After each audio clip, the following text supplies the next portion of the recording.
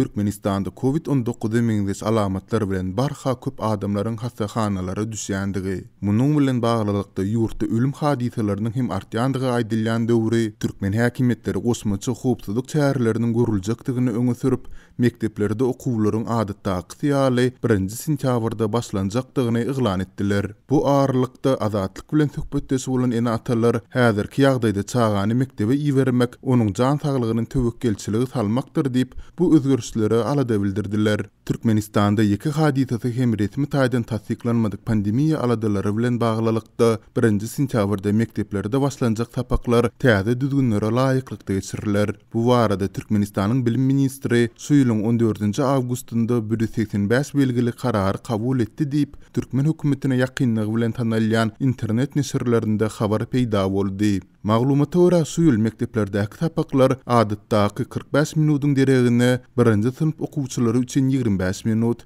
2-nji, 4-nji sınıf okuwçylary üçin 30 minut, 5-nji, 11-nji sınıf okuwçylary üçin hem 35 minut diýilip kesitlenipdir. Sapaklaryň arasyndaky ary kesimi 10 minut, uly ary kesimi hem 20 minut dowam eder. Bundan başga da beden terbiýe, biologiýa, zähmet, surat ýaly sapaklaryň açyk howada, sport meýdançylarynda, muzeýlerde we durly ýadgarlyklaryň öňünde geçiriljekdigi aýdylýar. Täze düzgünlere laýyklykda mekteplerde bir näçe giriş çykyş kapylary açyk saklanar, ene atalaryň gelmegine çäklendirme girdiler. Sınıf otoglarynda okuwçylar biri-birinden 2 metr aralykda oturdular. Şeýle-de okuwçylardan, mugallimlerden we tekniki işgärlerden maska dakynmak talap ediler.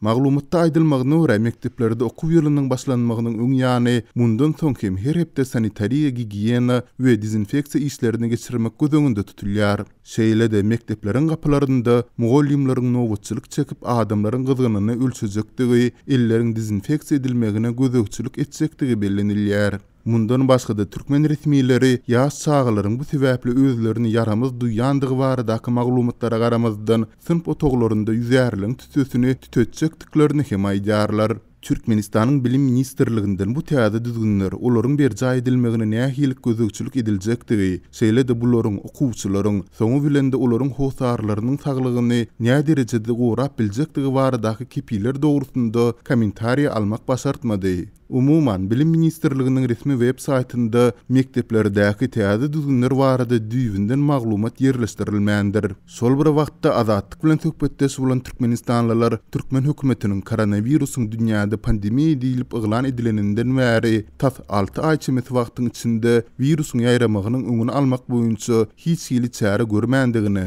hatta onuň adyny agzamagy hem gadagan edendigini, şeýle-de häzir ýurtda COVID-19 bilen kesilýänler, ondan ölýänler baradaky maglumatlary ýaşyrýandygyny ünsü çekip, mekteplerdäki görüljekdigi aýdylýan çäreleriň iş ýüzünde näme derejede berje ediljekdigini we olaryň ygtybarlylygyny sorak astyna alýarlar.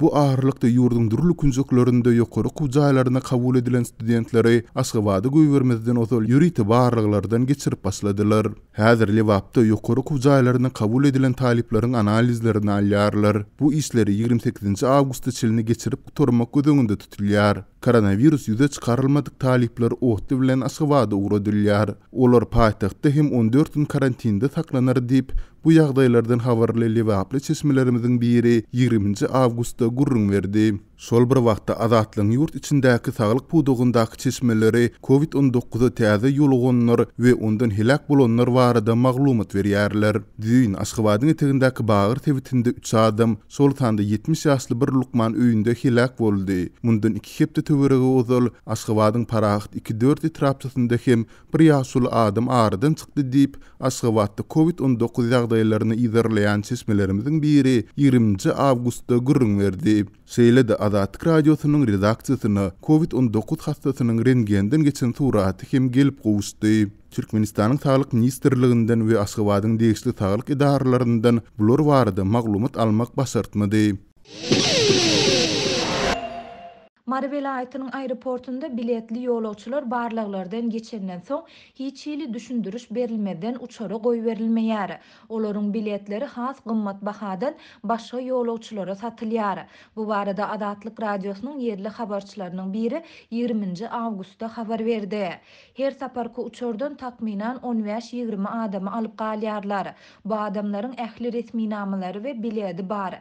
Koronavirus sebäpli talap edilýän saglyk resmi namalary hem bar. Muňa garamazdan hiç hili düşündürüş berilmeden olary uçara goýbermeýärler we aeroportyň işgärleri olaryň biletlerini gymmat bahadan täzeden satýarlar diýip gizlilik şertinde söhbetdeş bolan habarçy aýtdy. Onuň sözüne görä uçara goýberilmeýän ýolawçylar munyň sebäplerini sorap aeroportyň dürli ýerindäki resmiýlere şolsanda administrasiýa ýüzlenýärler. Ýöne olara hiç hili düşündürüş berilmeýär. Adamlar gowuklaşýarlar. Adamlaryň arasynda bolýan zatlara düşünmän, adalatsyzlyga çydaman, aglaýanlary hem duşelse bolýar. Uçara goýberilmedik ýolawçylaryň käbiriniň biletiniň resmi bahasy ýzyna berilse, käbiriniňki berilmeýär diýip habarçy bellidi. Habarçy bu ýagdaýyň indi ençeme gün bäri dowam edýändigini aýdyp, munyň bilen bir wagtda aeroportda uçar biletleriniň gara bazarynyň emeli gelendigini hem bellidi. Uçor uçmadyndan bir näçe minut öň ýzyna tapşyrylan biletleri auksionda kyýaly kim kän pul berse şoňa satýarlar. Ýagny iň köp puly beren adamlar uçara münýär. Biletin kassadaky resmi bahasy 76 manada barabar. Ýöne onu bu bahadan tat satyn alyp bolmaýar. Saglyk baradaky ähli resmi namalaryň bar bolanda bilet 400 manatdan satylýar. Eger hiç hili saglyk resmi namaň bolmasa, onuň nyrhy has ýokarlanýar. Takminan 1000 manada ýetýär diýip habarçy bellidi. Uçara goýberilmedik adamlaryň ençemesi Adatlygyň habarçysy bilen söhbetdeşlikde Türkmenistanda indi her ýerde korrupsiýa göz ýumulýandygyny aýdyp, hatda aeroportyň polisiýa işgärleriniň de hiç hili çäre görmeýändigini belleýär. Adatlyk radiosy baýdylanlar barada Marynyň aeroportundan we vilayet häkimliginden şeýlede polisiýa bölümünden kommentari alyp bilmedi. Türkmen häkimetleri ýurtda hiç bir COVID-19 näsagynyň resmi hasaba alynmandygyny aýdýan bolsa-da, iýun aýynyň ahirinden başlap ençeme çäklendirmeler girdiler. Şol sanda vilayetleriň arasyndaky ulag we otly gatnawyny çäklendirdiler.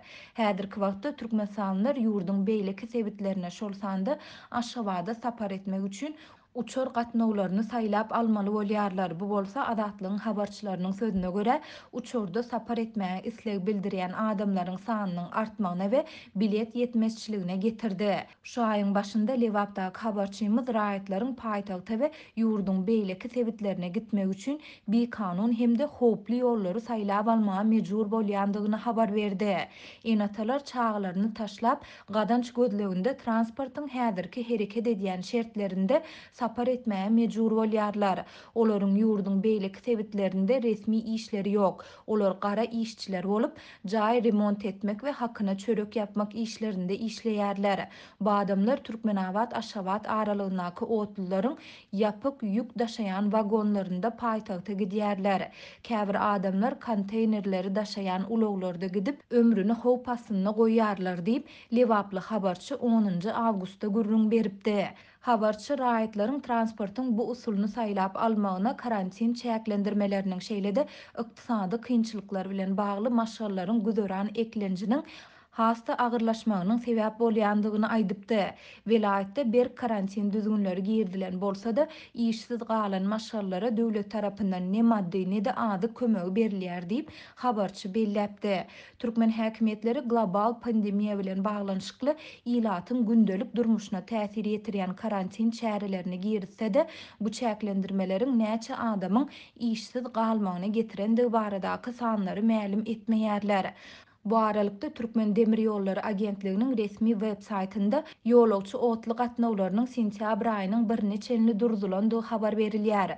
Mundan ozal bu gatnawlaryň 15 awgustda çenli durdulandygy mälim edilipdi. Şeýlede agentlik bu seneden soň syýahat etjek ähli ýolawçylарды Türkmenistanyň Saglygy goraýyş we derman senaty ministrliginiň garamagyndaky edaralar tarapyndan 72 saat möhlet bilen berilen saglyk kepilnamasynyň bolmalydygyny hem nygtaýar.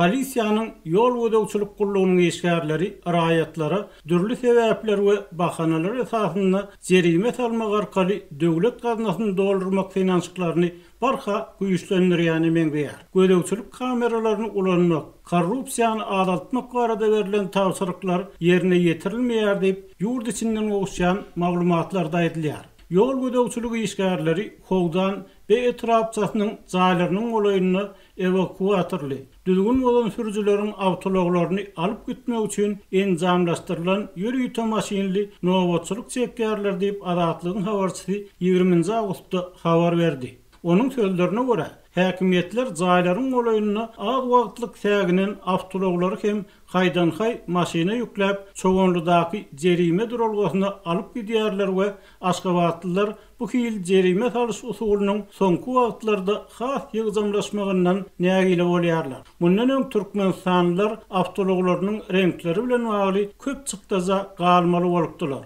Gurrun edilýän nägileligi 55 ýaşlarynyňky howdanly ýaşaýjy hem tasdik etdi we öz saýat bolan wakatyny gurrun berdi. Dünür garnaşymyň ogly öz maşiny bilen owa gidip agşam saat 20:10-ny dolanyp geldi. Owadaky dogany oňa eliň boş gitme diýip ýarty halty kartoşka beripdir. Ol maşynyny jaýmydyň girelgesiniň agdyna goýup ýarty halta kartoşkany algap diýen ýaly 4-nji gata çykardy. Şobada hem ulagyny awtodrolga akitmek üçin ýygyna geldi we maşynyň evakuatora ýüklenip duranlygyny gördi diýip Azatlyk bilen gurlaşan howdanly ýaşaýjy aýtdy. Elbetde bu Sowet döwründen gelýär. Ýol gödäwçisi 25 ýaşly ýigit bolsa-da ýolda saklanan sürüjüler oňa ýaşuly agam diýip ýüzlenýär we öýdary dil tapyp jerimesi sürüjülük şahadatnamasyna ziýan ýetirmän sypjak bolýar. Garnaşymyň ogly hem ýagdaýy düşünürjek bolup ýalbardy,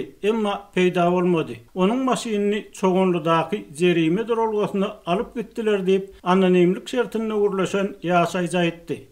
Türkmenistanyň ýollaryny sürüjüler öň esasan tizlik meselesini jerime tölemeli bolýardylar. Ýol polisiýasy bu kurak ýerde durup awtologlaryň ýürüýte enjam bilen tizligini ölçýärdi we bu barlyk netijesinde döwlet gaznasyna düşmeli serişde köplenç az meçhurlarda polisiýa işgäriniň jüýsüne düşýär diýip synçylar aýdýarlar. Emma soňky ýyllarda paýtagtda we beýleki ýerlerde awtolog durulgalarynyň köp gurulmagy bilen baglykda ýol polisiýasynyň awtologlaryny öz ýaşaýan ýerleriniň golaýyna goýýan sürüjülere garşy hem günlük hem gijelerine aýgytly göreş alyp barýanlygy habar berilýär.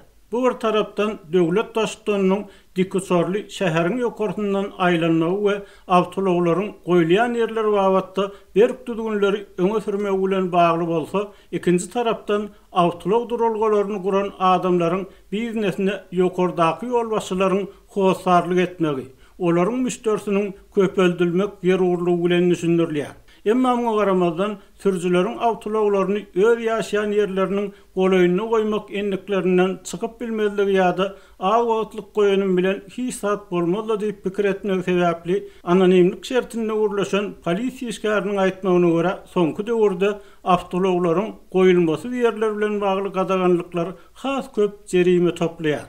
Ýöne Azatlygyň habarçylary Türkmen paýtagtyna we beýleki ýerlerde sürüjülerden alynýan jerimelerin meçhurlary, olaryň azalýanlygy, köpelýänligi, haýsy düzgün bozmalaryň has konferensde toplaýanyny barada resmi maglumat alyp bilmediler. İçeri İşler Ministri Mehmet Çakyýew Döwlet Howpsuzlyk Geňeşiniň 12-nji awgustda geçirilen mejlisinde ýylyň 7 aýyny edilen işleriň netijeleri barada hasabat berenine düzgün bolmalaryň köpelýänligi, azalýanlygy barada hiç bir anyklap aýtmady. Şol wagtda Tadahanyň maglumatyna görä Prezident Gurbanuly Berdimuhammedow ýol gödäwçilik gullugynyň işini talabalaýyk guramagy aýratyn üns vermegi talap etdi. Bu hil talaplar şol sanyny maglumat tehnologiýalarynyň giňden ornaşdyrylmagy baradaky tawsyryklar odalan bir näçe gezek gaýtalanypdy.